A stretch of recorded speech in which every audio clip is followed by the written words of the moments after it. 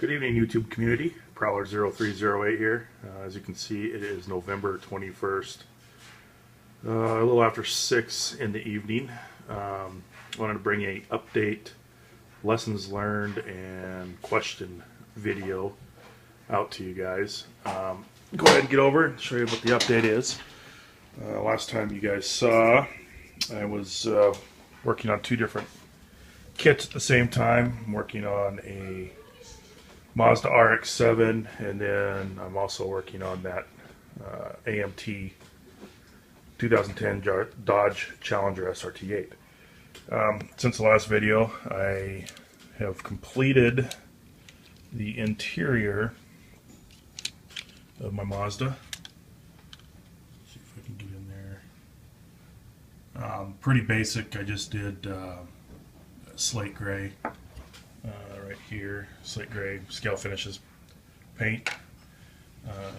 Did the decal work on it and a little bit of silver Tamiya paint and a couple accent spots. That's about it on that.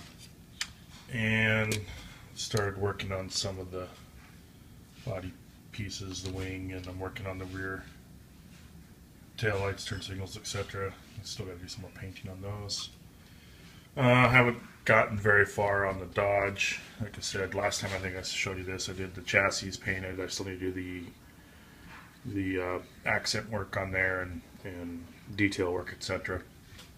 And then I also got some of the paint work done on the bodies. And this is where my lessons learned came into play.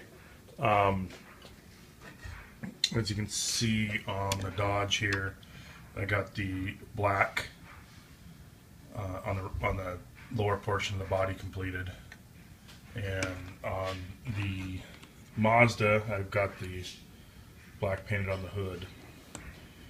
But lessons learned, on the Mazda I shot with Duplicolor rattle can and got a little too heavy-handed, and obviously some of my body panels and details are pretty thick.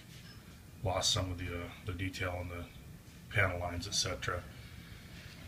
And the other problem I had, well, let me digress a little bit here. And then on the Challenger, I actually shot that with my airbrush. My lessons learned is I probably will not paint another car with a rattle can. I found that with my Badger Patriot airbrush, I was better able to control the paint, and also was able to maintain better detail in my panel lines because I didn't have thick paint. It laid on really nice. But here is my question and the issue that I came up with. Let's see if I can get a close-up here. As you can see in the front of the hood there with the different colors, I had some pretty terrible issues when I masked off everything to paint. And when I pulled my tape back, much like when I was watching Disco's video last night, I had some instances on both vehicles that we had, let's see it back here. We had some issues with the tape peeling up my base coat. Now, I did some research, and to let you guys know, it peeled up the base color and not the primer. So I'm assuming that when I washed the bodies, sanded the bodies, did everything as recommended on a lot of your guys' YouTube sites, my primer laid down perfectly and bonded and bit into the plastic or the styrene very well. No issues there. But what the problem is that, like I said, the base coat was coming up in several spots. I don't know. The airbrush SRT8 wasn't as bad, but there's a spot there where the fog light would be. There's a couple spots like on the top of the trunk lid, and then the worst one on this one is right down there in the quarter panel. So I guess my question is what am I doing wrong?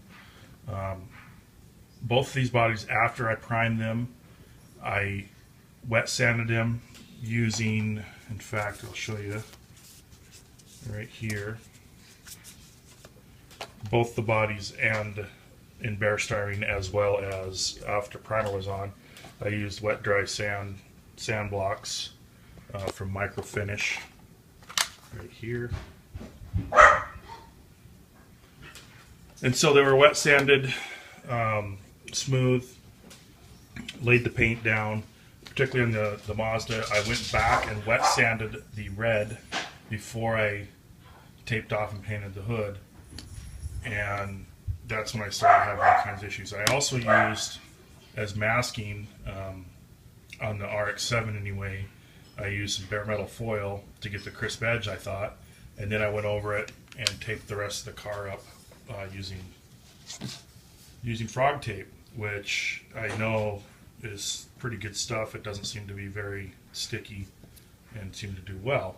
I also used the Tamiya masking tape to get crisp lines as well. So I'm a bit confused as to why I had the paint peeling issues. Obviously, I'm going to let the RX-7 go. This is my very first car that I painted. You know, you always got to have that one in the back that you have to have the first, and you can look back when you become a professional like the rest of you guys and have something to look back on and say, hey, that was my first car. These are the mistakes I made. But I was pretty bummed out last night when I finished peeling the paint, or peeling the tape up off of the Dodge, because I really thought this one was prepared and everything. The only thing I can think is possibly that before I lay a base coat down again in the future, I'm going to get some alcohol, and there's another piece right there. Get some alcohol and wipe down after I do my wet sanding and let the vehicle dry. Then I'll wipe it down with alcohol, let it dry again, and then go ahead and throw my base coat on. But question to you guys is, if you've ran into this in the past, what did you find that was wrong and how did you correct it? Like I said, the Dodge, different paint, airbrush, both used the Duplicolor primer, sandable primer. I don't know if I'm using the wrong primer maybe. And then, like I said, scale finishes on the Dodge, which I really like this paint. I ordered some more today, matter of fact.